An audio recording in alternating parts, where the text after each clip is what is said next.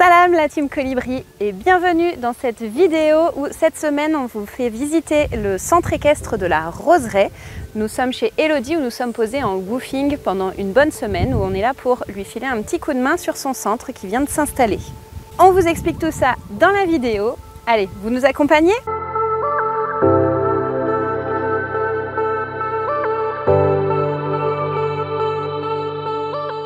Parce qu'ils ont décidé de sortir de la matrice, ils construisent leur antidote pour entrer dans le monde réel.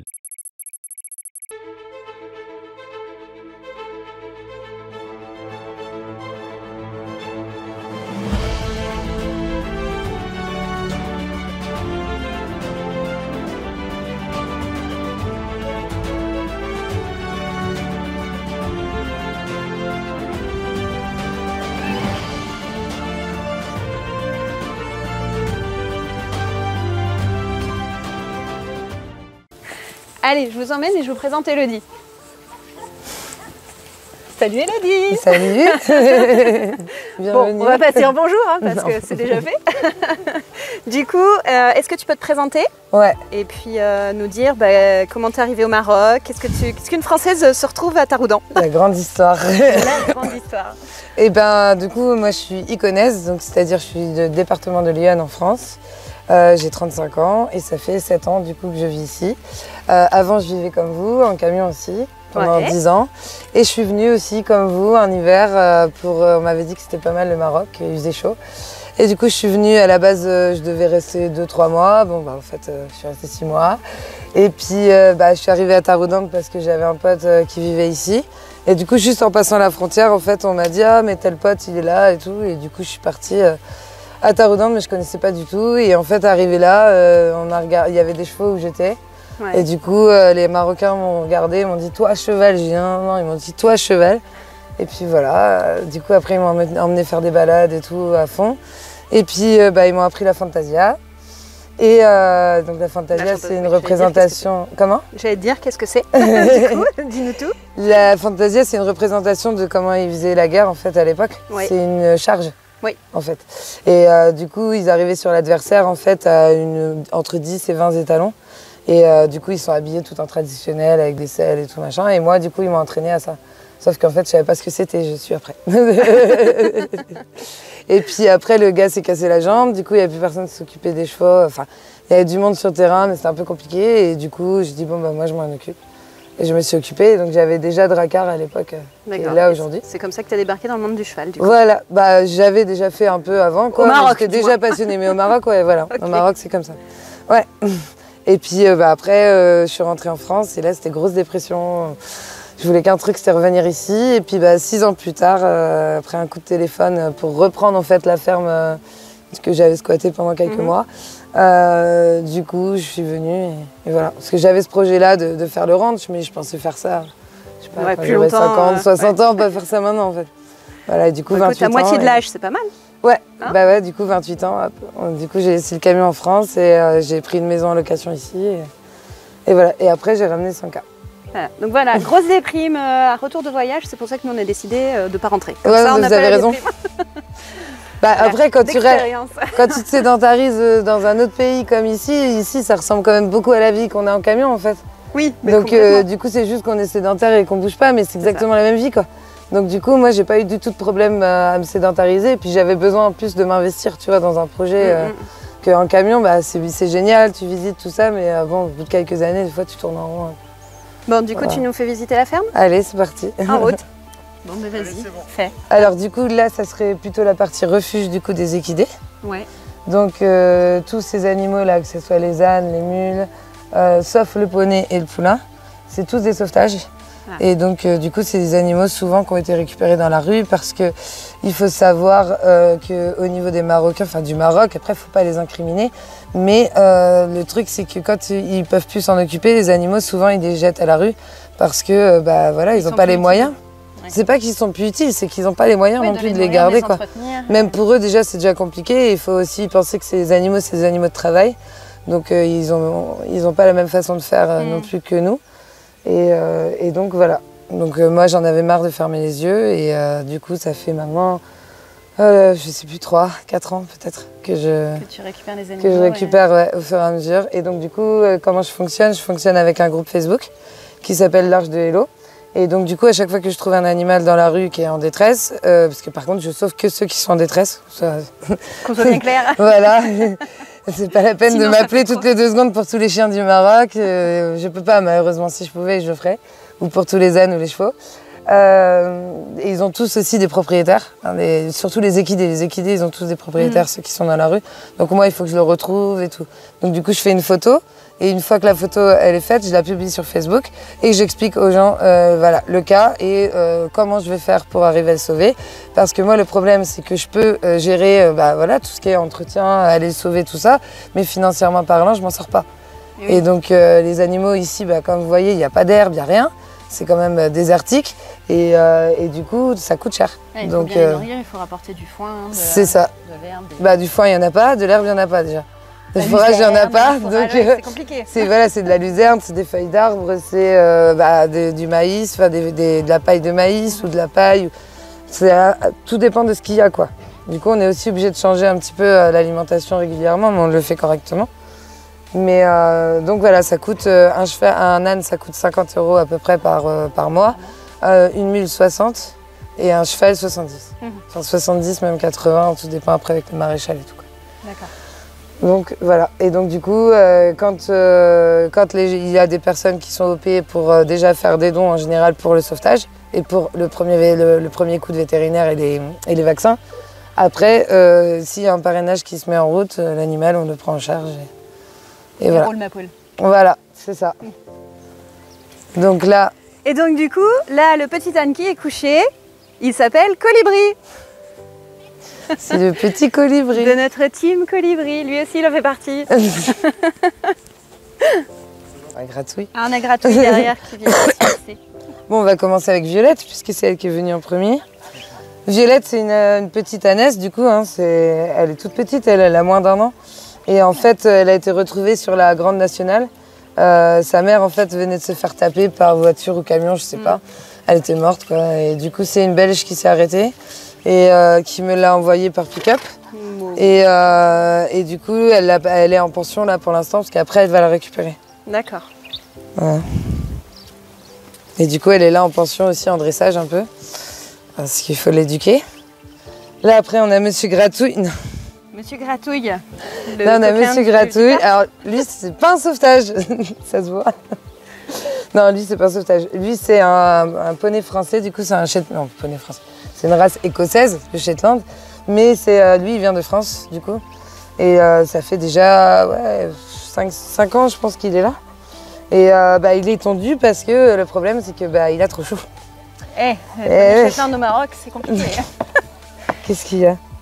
Moi, je l'adore, là, avec ses petites bottes. Qu'est-ce que tu veux? La carotte? Fais un sourire. Non, fais un sourire là, ici. Là. Fais un sourire là. Dis bonjour. Dis bonjour. Non. Ouais. Non, fais-le bien. Regarde. Regarde ici. Regarde.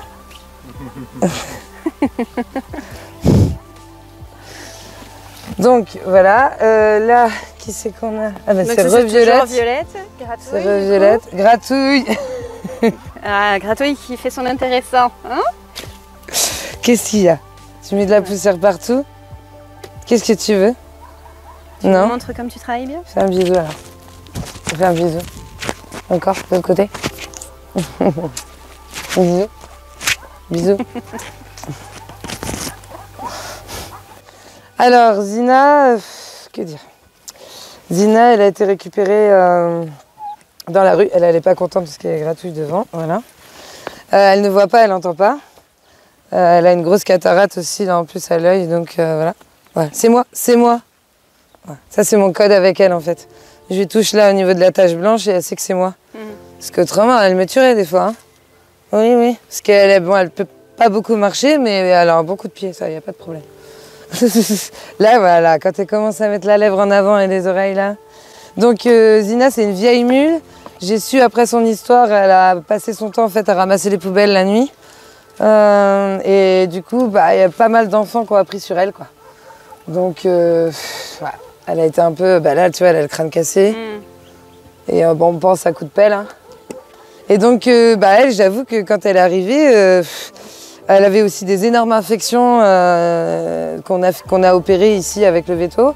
Mais c'est vrai que quand elle est arrivée, je pensais pas qu'elle ferait 2 semaines en fait. Ouais, elle était vraiment et dans là, un ça sale fait 1 an état, et demi. 1 an et demi qu'elle est là, la Miss. Et du coup, voilà, elle a sa couverture la nuit, met son pyjama. Et puis elle dort dans le box là-bas. Et toute la journée, elle est là avec les autres. Voilà. Elle fait sa vie, quoi. Oui. Alors, donc Colibri, c'est pas moi qui l'ai sauvée.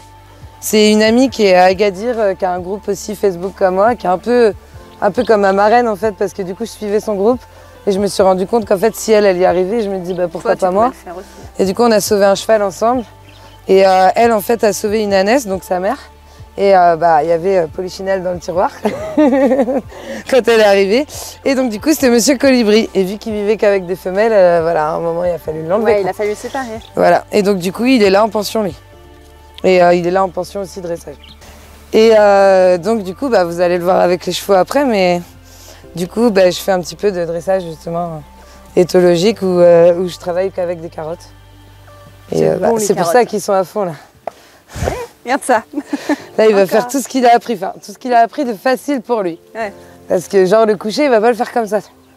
Il va dire non, c'est un peu trop compliqué. Hein? Attends, on finit de dire bonjour aux autres et on revient après. Plutôt, oula. Plutôt, je l'ai récupéré, il avait vraiment des pattes. C'était dans ce sens-là. Comme ça, et en fait, il était carrément obligé de mettre son nez par terre pour servir de béquille. J'avais jamais vu ça, quoi, vraiment. Et là, du coup, au départ, j'ai coupé une première fois, mais bon, il y avait des abcès. Et donc déjà, il marchait, il a relevé la tête. Et là, on l'a refait hier. Mais voilà, là, il faut attendre que ça repousse encore pour pouvoir aller plus loin. Oui, parce que du coup, c'est comme nous, nos ongles, ça pousse sans arrêt, ça s'arrête pas. C'est ça.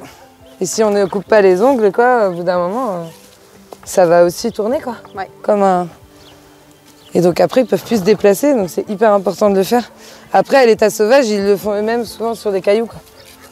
Mais ici, souvent, ils sont attachés, donc ils peuvent pas... Oui, ils peuvent pas marcher. Donc ils abîment pas la corne. Donc voilà, et du coup, plutôt, il est arrivé, lui, il était ultra maigre. Et en fait, c'est un touriste marocain, français, qui est venu cet été et qui l'a vu et qui a tout fait pour essayer de trouver le propriétaire et tout. Et le propriétaire, il me l'a donné, quoi. Parce que souvent, faut quand même savoir que, par exemple, la mule, ils ont voulu me la faire payer. Ouais, ils perdent pas le nord. Hein. Voilà. Là, du coup, on a les chèvres. Oui, j'arrive, Albert. Donc ça, c'est Fleur. Et ça, c'est Obélix. Obélix. Ouais.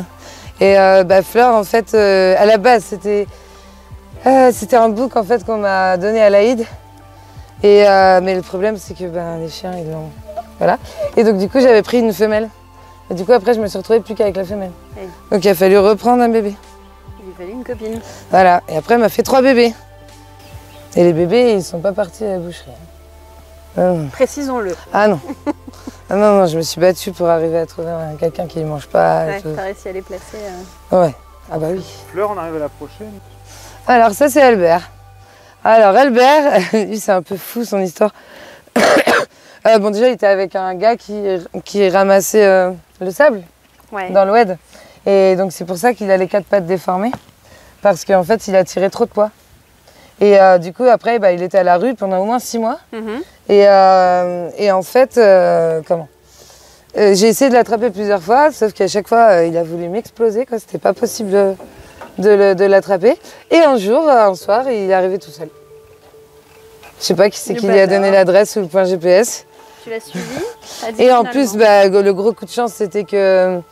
le gros coup de chance, non, c'était pas un coup de chance, mais malheureusement, je venais de perdre une mule, en fait. Et du coup, il y avait une place et il y avait un parrainage en plus. Donc du coup, voilà. Et là, ça fait déjà un bon moment qu'il est là, je sais plus quand c'était.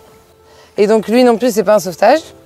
Lui, c'est un achat. Et parce que j'ai Drakkar là-bas qui se fait très vieux maintenant. Et du coup, qui fait quelques balades débutants, mais vraiment 1 heure de temps en temps, c'est tout, quoi. Parce que c'est surtout pour son moral qu'il sort, parce qu'il en a besoin. Mais bon, physiquement, je pense que maintenant, il a assez donné. Et donc du coup, lui, ça va être pour le remplacer. Mais là, pour l'instant, il est tout petit. Ouais. Donc là, il va pas être monté avant. Mr. Jazz qui nous a fait une petite frayeur avant-hier. Putain. qui nous a fait une colique et qu'on a veillé toute la nuit. Ouais, tu nous as fait peur, toi. Hein. Ouais. Mais bon, je crois que ça va, là. Ça va? Ouais, ça a l'air mieux. Alors, Gaston, lui, il travaillait au Grand Souk du Dimanche et il avait les deux pattes, en fait, retournées. Les deux pattes arrière. Et il est arrivé là et du coup, je lui ai coupé le parage, comme on a fait tout à l'heure. Ouais. Et en fait, j'ai coupé un tout petit peu trop et les pattes, elles sont revenues droites. Et du coup, j'étais trop contente. Du coup, j'ai recoupé le lendemain. Et puis, maintenant, ça va. Et ça fait 1 an et demi. Mais lui, on ne pouvait pas l'approcher. On ne pouvait pas l'approcher. C'est le premier animal qui est arrivé sur ce terrain-là, sur le nouveau terrain. Le nouveau terrain. Ouais. Mais impossible de l'approcher, lui. Ça a été long. Et maintenant, par contre, moi, j'en fais ce que j'en veux, quoi. Mais moi. Donc, du coup, ça, c'est le rond de longe pour travailler en éthologie. Et là-bas, il va y avoir une future carrière. Parce que du coup, on organise des balades à cheval, plutôt en saison, parce que ça marche souvent pendant les vacances scolaires françaises. Et le restant du temps, on organise des stages.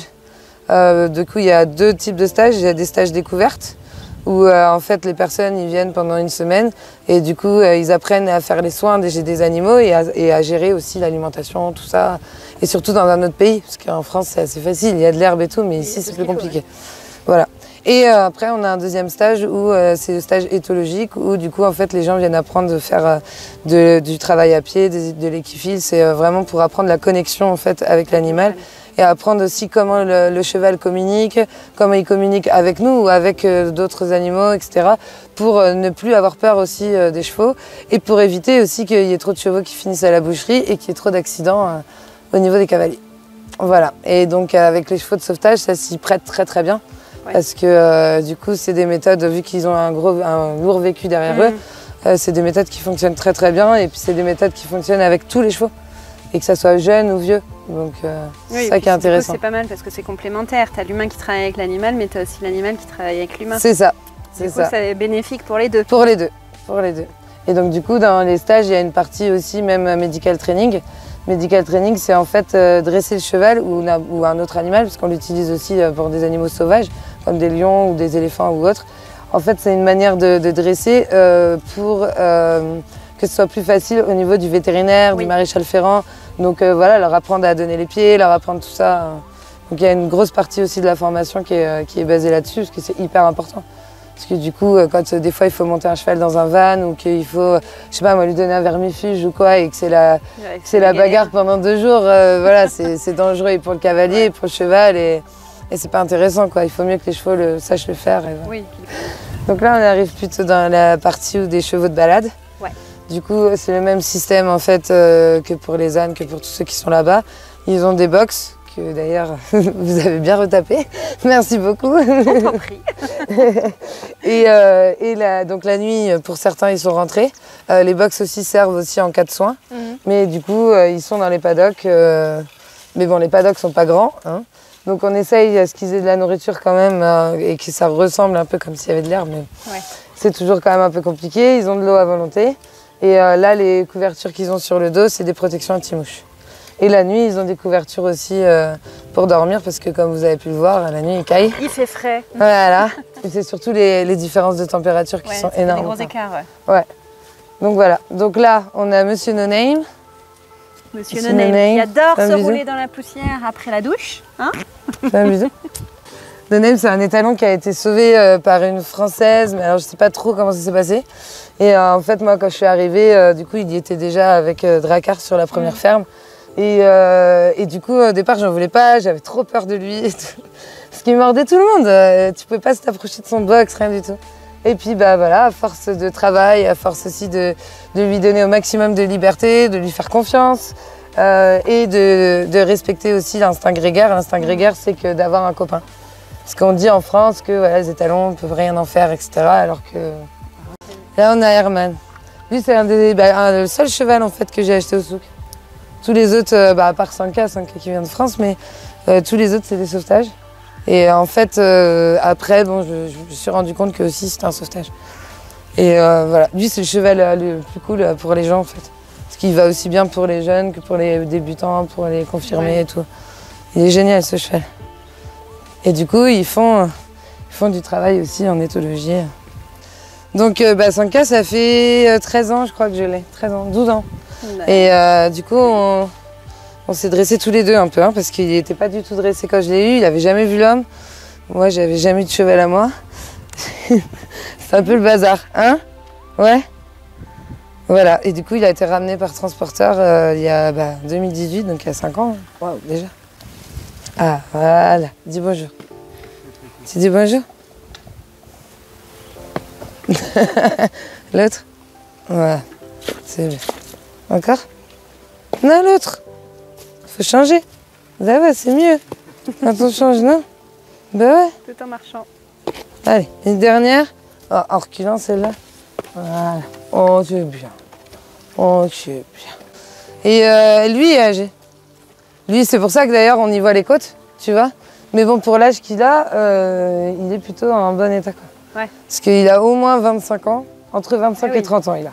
Ouais, c'est un bel âge déjà. Voilà. Bon, après, il a été quand même bien traité.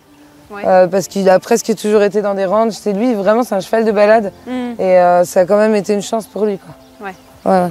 Et puis bon, avec moi, il a fait... Moi, il travaille pas beaucoup, les chevaux avec moi. Là, regardez ce sourire.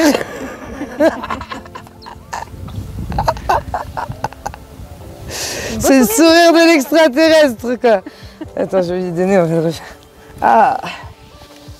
Et voilà. Et du coup, là, on recherche aussi des parrainages du coup pour lui, pour sa retraite. Parce que du coup, les retraites, on est obligé de les garder, quoi. Parce que en fait, ici, la solution, c'est de les mettre dans des associations ou de les mettre à la rue. Donc, du coup, alors ça, en fait, c'est des carrossas, parce que le carrossa, c'est le chariot, en fait, en arabe. Et du coup, on l'attelle au cheval gris là. Et c'est lui, du coup, qui va nous chercher à manger. Ça évite de payer les transports. Et puis, ici, ça fonctionne comme ça, en fait. Ouais. Tout simplement. Et donc, du coup, là, qu'est-ce qu'ils ont à manger? Alors là, ça, c'est des feuilles de... Clémentinier. Comment on dit en français? Ouais. Et ça, c'est des feuilles d'olivier. D'olivier, ouais. Olivier. Après, ça dépend, en fait. Ça, c'est parce que c'est gratuit. Ouais. On arrive à l'avoir avec les fermes et tout. Enfin, gratuit. Ça dépend des moments, mais des fois, on arrive de temps en temps à avoir gratuit. Autrement, on leur donne aussi des morceaux de roseau. Ouais. Le verre, parce que tu sais, quand ils fabriquent... il n'y en a pas là. Comme le café, là. Tu vois, des bambous. Oui, du coup, ils enlèvent les feuilles. Et du coup, ces feuilles-là, nous, on les récupère et on leur donne à manger. D'accord.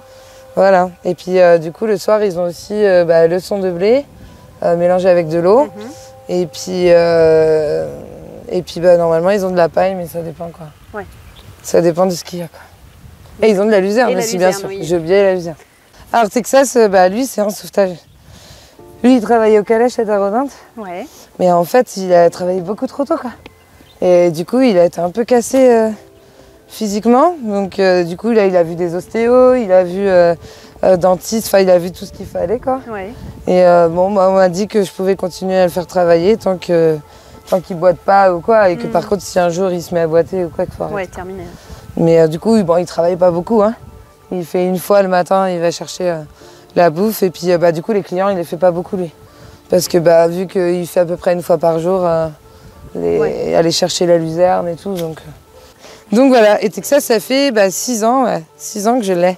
Et j'avais déjà appris avec lui à la calèche, en fait. J'avais fait un stage à la calèche. Et du coup, j'ai appris à conduire les chevaux en ville. D'accord. Ouais, au milieu de la Médina, avec lui. Alors lui, c'est un ancien cheval de Fantasia, donc ce que j'expliquais tout à l'heure, la charge historique, là. Et en fait, lui, il a été bien traité quand même. Parce que c'était le cheval du chef, quoi. Oui. Les chevaux de Fantasia sont bien traités, il n'y a pas à dire. Ils sont même des fois obèses, tu vois. Trop bien traités. Ouais, des fois, trop. Ouais. Et du coup, il a un bon caractère, Jimmy. Ah, pas un caractère. Ouais. Oui, c'est un bon caractère, ça on sait. Mais voilà, c'est un cheval par contre qui n'a pas du tout envie de partir à la retraite, qui a une fougue encore phénoménale. Et donc voilà, tant que ça va. Tant que ça va, voilà. Y a pas... Bon, après, il sort pas tous les jours non plus, hein. Puis il sort pas sur des balades de 2-3 heures. Hein. Et puis bon, les balades de 2 heures, même, il y a beaucoup de pas aussi. Donc ça, c'est tous les stockages en fait d'alimentation. Ouais. Et voilà, vu qu'on n'a pas d'argent pour construire en dur, on dépalle. On bricole. Et donc du coup, tu disais oui que tu cherchais des bénévoles. Je cherche des bénévoles ouais, pour venir promener les chiens et prévenir aussi les ânes, mais ceux qui le peuvent. Il y en a deux, bien sûr, le mulet et celui qui a les pattes comme ça, on va pas aller le promener. On va pas aller le promener. Donc c'est comme ça, eux on leur donne un peu plus à manger et on sort les autres parce qu'ils font la tête. Normal. La mule non plus, on la sort pas. Starlet, eh ben, en fait c'était une chienne, je sais pas trop en fait. Je sais qu'elle était chez des Marocains. Après il y a eu un problème, du coup ils l'ont amenée chez un pote. Et puis bah, elle a mangé un pigeon. Alors après du coup elle était attachée la pauvre. Et après négociation j'ai réussi à me la faire offrir à Noël. Et là du coup elle vient d'être stérilisée là il y a 2 jours. Ouais. Et puis bah, elle, ouais, si vraiment quelqu'un a le coup de cœur, et voilà, je la laisserai partir, mais ça me dérange pas du tout de la garder. Et puis du coup, elle m'aide avec les bébés, là, comme Zazo, comme... Donc c'est bien, elle m'aide bien, quoi. Ouais, c'est bien d'avoir un chien, parce que j'en avais un avant, mais là, il est parti. Mais du coup, c'est bien d'en avoir un qui t'aide pour arriver, parce qu'on a quand même des chiens hyper peureux et tout, donc... Bon, voilà, et puis bah, là, du coup, on a un monsieur... qui à la base s'appelle Boucha mais rebaptisé Marmoud. Le dromadaire donc. Alors, comment tu t'es retrouvé avec un dromadaire? Tous les chevaux, les ânes, bon, les chiens, ça reste parce que j'ai voulu essayer de faire les balades à dromadaire. Ouais. Du coup, à la base, on me l'a prêté et puis bah, après, il y a eu tout le corona et le bazar et tout. Et là, ça fait plus de 3 ans que je l'ai, mais en fait, j'arrive pas trop. C'est assez compliqué quoi. Là, moi, ce que j'aimerais, c'est que bah, lui trouver une femelle parce que bah, il est en rut. Et puis bon, il serait mieux avec d'autres dromadaires, quoi. Oui. Là, il est tout seul. Et... Donc mon but, ça serait de le vendre, mais de le vendre à quelqu'un qui va pas lui taper dessus, qui va pas lui mettre des trucs dans le nez, qui va pas l'emmener à l'abattoir. Ça va être compliqué. C'est la personne idéale. Tu cherches le Graal. Ouais. Mais je vais le trouver, hein. Je suis sûre que je vais le trouver. Je suis sûre. Il n'y a pas de raison. Je suis sûre. Ok, donc là, on est dans la partie refuge canin. Voilà, là, c'est le refuge des chiens. Du coup, je vais déjà faire un petit disclaimer tout de suite. C'est que les chiens, je les fais adopter en Europe, en fait. Mais je les fais adopter en Europe parce que j'ai pas le choix. Si je pouvais les faire adopter au Maroc, jamais je m'amuserais à les faire partir en Europe. Le souci qu'on a au Maroc, c'est que les Marocains ne veulent pas des chiens des rues. Pour eux, bah, en fait, je sais pas comment dire. Pour eux, ils ont peur d'être malades, tu vois, ils se disent que ça donne des maladies. Ce serait moins bien qu'un chien de race. Voilà, c'est ça. Et donc du coup, ils commencent à avoir des chiens de race. Ça fait même déjà pas longtemps, quoi. Ouais. Mais bon, ils n'ont pas du tout la même façon de faire que nous. Donc du coup, voilà, si vous trouvez des chiens à adopter en France, allez déjà en premier en France, quoi. Parce que il y a des refuges partout qui sont pleins et voilà. Mais c'est compliqué du coup de les faire passer en France. Pour nous, ouais, c'est un peu compliqué. Ouais, c'est beaucoup de démarches en fait. Il faut faire le premier vaccin. Après le deuxième vaccin, après il faut faire la sérologie. On parle vaccin contre la rage. Oui, mais non, mais en fait tous les vaccins. Tous les vaccins, mais spécifiquement aussi celui de la rage. Oui, spécifiquement celui de la rage pour la sérologie, mais il faut faire aussi la carré et la parvo, parce qu'ici il y en a beaucoup. Ouais.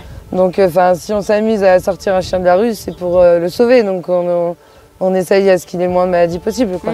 Donc du coup, on fait tous les vaccins, donc premier, deuxième, après on fait la puce, après on fait donc la sérologie. La sérologie, c'est un test antirabique, donc c'est une prise de sang en fait pour savoir combien le chien a d'anticorps contre la rage. Cette prise de sang, en fait, à partir de la date de la prise de sang, nous, pour les chiens marocains, on a une quarantaine de 3 mois qui commence. Et après, on a les résultats à peu près 15 jours après, parce qu'il faut savoir qu'on n'a pas de laboratoire au Maroc qui les font. Donc, il faut faire venir un vétérinaire qui fasse la prise de sang, et après qu'on envoie en DHL jusqu'au Mans en France. Ouais, voilà. Et pendant ce temps-là, il faut que nous, on paye par carte bleue. Oui, les tests, le laboratoire. Voilà. Oui. Et après, une fois que les 3 mois sont passés, il faut faire un certificat de bonne santé et avoir aussi un dossier de l'ONSA, c'est un organisme marocain sanitaire. Du coup, on a un accord d'eux qui nous permet de pouvoir les faire partir du coup en Europe. Donc soit on essaye de les faire partir avec des gens comme vous qui remontent et du coup on met le colis dans le camion, avec tous les papiers, hein, bien sûr tout est légal, tout est nickel. Ou autrement, on les fait remonter en avion. Mais en avion, c'est assez compliqué parce qu'il faut acheter les cages, il n'y en a pas beaucoup. Et ça coûte très cher. C'est des grands chiens. Oui, la cage, c'est 150 € à peu près. Et en plus, le problème, c'est que la cage, après, on ne la récupère pas. Et oui, mais elle arrive et elle ne revient pas. Voilà, c'est ça. C'est ça. Et donc, du coup, les chiens, on fonctionne aussi comme les ânes et les chevaux, avec des parrainages. Par contre, il faut savoir que les parrainages d'un chien, c'est bien sûr moins qu'un âne. C'est 30 € par mois. Et après aussi, on fait des collectes de croquettes parce que je dois avoir deux chiens, c'est tout, qui sont parrainés. D'accord. Sur les... donc là, il y en a 5 et j'en ai encore 5 à la maison, donc il y en a 10. 11 avec Zazou, 12 avec Starlight. Et là, t'en as un qui part. J'en ai un qui part, ouais. Qui part bientôt. Ouais. Nesquik, du coup, il a son frère, lui, qui est en France. Et en fait, je les ai récupérés, ils étaient vraiment mais tout chiots, quoi. Ils devaient avoir 2 semaines ou 3 semaines, pas plus. Et en fait, les gamins, ils les avaient montés dans un arbre à 3 mètres de haut. Genre, comme pour faire un sapin de Noël. Sérieux, quoi? Ouais. Et donc, du coup, j'ai récupéré lui et son frère, lui, est en France. Mon cousin l'a adopté, mais pour l'instant, j'ai pas trouvé pour lui. Mais bon, il est super cool, il est un petit peu craintif, quoi. Mais bon, quand il a confiance après en quelqu'un, ça va nickel. Là, vous avez vu, les enfants les ont promenés. Ah oui, tout. ça va très bien. Là. Donc là, on a Chouquette. Chouquette, elle, ça fait pas très longtemps qu'elle est là, ça fait quelques mois. Et Chouquette, en fait, elle a un cancer, du coup. Je pense au niveau de l'utérus. Et du coup, là, elle a eu un curetage à Agadir, parce que du coup, on est obligé de les emmener pour les opérations, on est obligé de les emmener à Agadir. Oui, après, j'ai un veto à côté qui est génial. D'opération ici. Voilà, mais tout ce qui est opération, Agadir, quoi. Ouais. Donc, du coup, on l'a emmenée là-bas. Et là, elle est à sa 4e séance de chimio. Donc, normalement, ça devrait être bon. Donc, après, on va attaquer les vaccins. Et Inch'Allah, on trouvera une famille pour elle. Parce que bon, par contre, les autres chiens, pas trop. Mais les gens, nickel. Les gens, les enfants, tout, il n'y a pas de problème. Mais une autre chienne, non. Pollux, c'était le chien qui gardait en fait le terrain ici, sauf que je sais pas, le gars il l'a prêté à quelqu'un, mais en fait il n'a pas donné à manger. Et du coup, il était en train de mourir de faim. Et là, je sais pas si vous avez vu, mais il est déjà encore super maigre, alors que là, je l'ai jamais vu aussi gros. Ouais. Quand je l'ai eu, il avait la peau sur les os, et puis c'est un cheval qui est... Un chien. Un chien qui est hyper énergique. Ouais. Et du coup, il dépense le moindre calorie qu'on lui donne, quoi.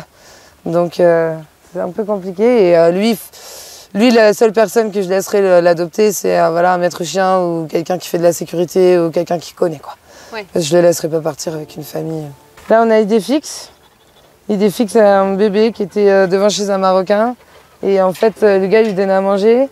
Et puis un jour, il devait partir en vacances et il avait trop peur qu'il se fasse éclater le chien. Et du coup, il s'est débrouillé pour que je le prenne. Et il a aidé à parrainer et tout au départ. Il amène des croquettes de temps en temps et tout. Et l'autre, Valentin, Valentin, je connais pas trop son histoire. Et, il a été trouvé à la rue et bon, il est hyper craintif. Mais là, maintenant, ça va mieux. Là, ça va mieux. Il y a des gens qui sont venus, qui connaissaient bien les chiens et qui ont bien géré... il a mal à qui ont bien géré le truc et du coup, maintenant, il sort en balade et tout alors qu'on pouvait même pas l'approcher. Ouais. Donc lui, le temps de faire les papiers, il sera totalement adoptable. Voilà, et autrement, on essaye aussi bien sûr de faire au maximum les stérilisations. Alors moi, c'est vrai que je suis plus sur les stérilisations que les castrations, parce que voilà, c'est quand même la femelle qui fait bébé. Et puis pour éviter aussi les grossesses nerveuses. Mais bon, j'aimerais bien pouvoir les castrer et stériliser tout le monde, mais c'est encore une histoire d'argent, quoi. Ouais, c'est le nerf de la guerre. Toujours le problème, voilà, c'est ça. Je crois que c'est le problème de tout le monde, l'argent. Et donc, tu as une magnifique vitrine. Ouais, c'est ça. C'est une vitrine du coup qui est faite pour trouver des fonds pour les animaux. Donc tout est donné après pour le sauvetage. Du coup, il y a des choses qui sont fabriquées maison, comme par exemple tout ce qui est éponge. Ça, c'est des éponges écologiques qui sont tricotées par ma mère. Et du coup, qu'on revend pour sauver d'autres animaux. Donc là, on en a, ça c'est gratte-gratte des deux côtés. Et en fait, tu peux faire aussi bien la vaisselle, prendre la douche, enfin pas avec la même, mais... c'est mieux. Voilà. Et après, tu le laves à la machine à laver, en fait, quand elle est sale, et tu peux la réutiliser. Voilà. Donc là aussi, on en a qui sont doublés en fibres de bambou. Ouais. Tu vois. Et on a aussi, ça c'est des lingettes démaquillantes, enfin démaquillantes ou pour autre chose, hein. Faites maison aussi, voilà, écologique, pareil, lavable. Des petits porte-clés, voilà. Des petites statues, des petits bijoux. Des petits souvenirs.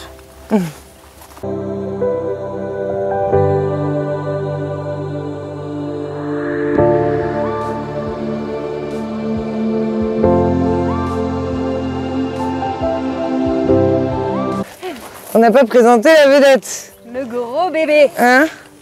La mascotte de la ferme. Monsieur Zazou. De Saint-Pinot. Ouais. Il doit avoir 4-5 mois à peu près. Et en fait, il a été récupéré parce que monsieur nous a suivis à cheval. Donc, du coup, j'ai pas pu fermer les yeux. Bah ouais. Donc du coup, il est très gentil, il fait aucune bêtise, tout va bien. C'est pas du tout convaincant là. En même temps, je dis ça, il me morde. Zazo, tu pourrais faire un effort quand même. Hein, non, mais il va s'assagir avec l'âge. Bon voilà, il est à l'adoption, si vous le voulez. Oh, tu te calmes. Il est sage, quand il dort, il est très sage.